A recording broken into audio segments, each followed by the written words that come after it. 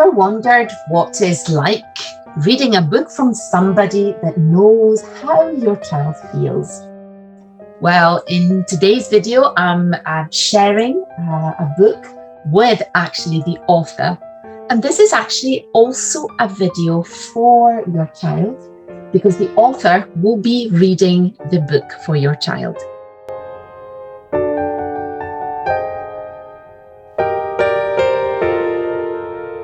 Welcome to my channel, Word Steps. I am Anna Diavati-Smith, passionate speech and language therapist, and I love to share everything about selective mutism. Today, I am sharing a book, and I have to say it's a pretty new thing for me. I've not been reading books, but I'm really, really lucky that today I'm actually not reading the book. You're lucky because it's the actual author. So today I have with me Jania Williams, who wrote a book called That Question. And it's the story of a young girl's experience with selective mutism. And Jania can relate because as a young child, she had selective mutism. And in the story, she talks about, how the girl survives schools and she adopts a non-verbal form of communication. And I'm sure you know what that is like.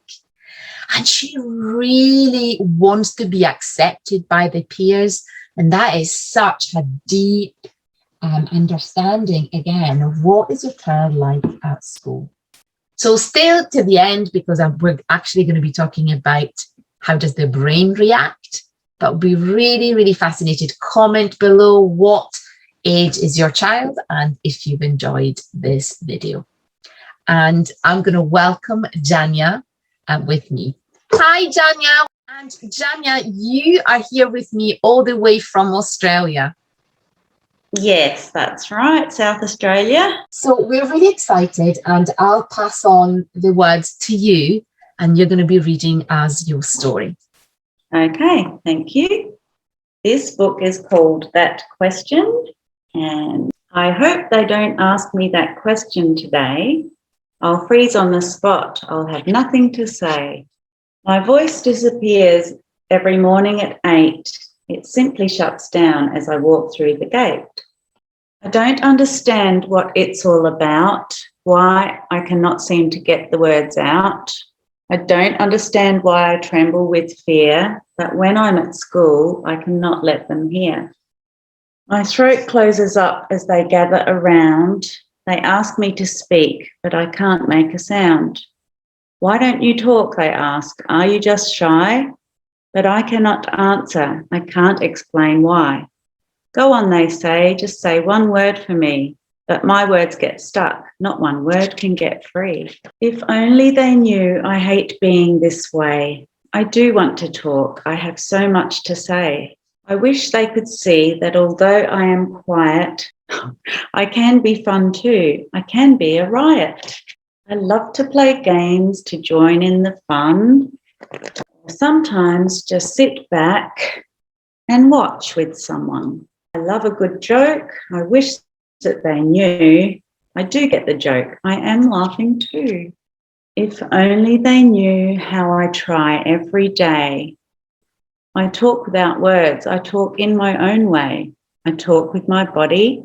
I talk with my eyes. I say, yes, me too. And what a surprise. I wish they could see that it isn't my choice.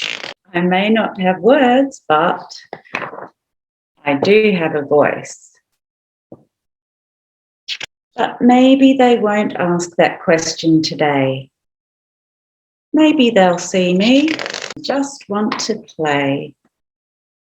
Wow.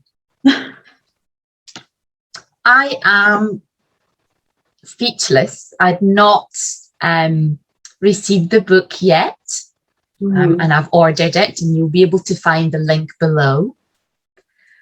As an expert in this field, I feel that you sent an incredible message, which is selective mutism is what we see on the outside, but there is more to that, to a child.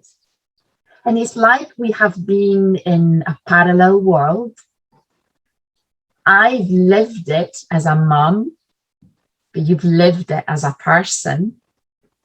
And I always say, see the child for what the child is, and discover your child's, or if you're a teacher, that child's superpower. Don't always wait for that word, and don't always ask that question. That was popping through my mind. Is that how you felt? Actually, yes. That that all makes a lot of sense to me. I think the main message in the book is that question that I really dreaded at school was, why don't you talk? Because I didn't have the answer. I mean, I didn't know I had selective mutism back then. So that was really hard. But so that was the worst question. Why? So again, I'm fascinated and curious to hear from you that you're watching this video. Have you asked that question to your child as a teacher? Have you heard other people? Now, Jania is young, but in the 70s and 80s, selective mutism, although existed, had already been given a name.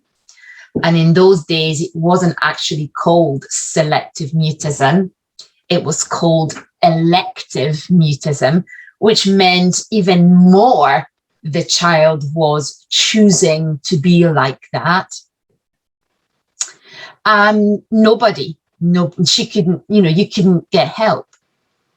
And you are one of many adults that come to see us and say, I still feel like this. I can function. I have a life, but there are situations where my voice goes. Why is that? Does that still happen to you? I still do find it very hard. Basically, I can talk, but it's kind of, it's still in select situations, to be honest. Like I basically avoid socializing because my anxiety is so bad. And also at work, I find it hard to talk to my co-workers, and that, I've only just started this new job. I've had so many jobs that I have left because I just couldn't cope. I was overwhelmed because I just wasn't able to talk to people like other people seem to be able to do. So it's like it's never left me. It's just I probably manage it a bit better now. But yeah, I'm still in the learning phase to learn how to live with it and, talk to people. Yeah. One other thing that I totally believe, and some people think that I'm crazy, is to really work on early intervention. Early intervention doesn't mean we as professionals are therapizing your child, but it's about walking together, and is all to do with brain structure, because the brain is just so fresh that if you teach your child to face certain situations and not to avoid it, it then doesn't become a fixed neuronal pathway. Now, the good news, and that's what I talk about always in the method that I use, which is the Brave Muscle method, is that actually brain changes no matter how old you are. And I'm an absolute believer that your brain will continue to change. But what I find fascinating is the fact that you've not received any help. You've had to do it all by yourself. And there is something residual that is not just about voicing, because selective mutism is more than the fear of talking. It's not just I don't want to have my voice heard.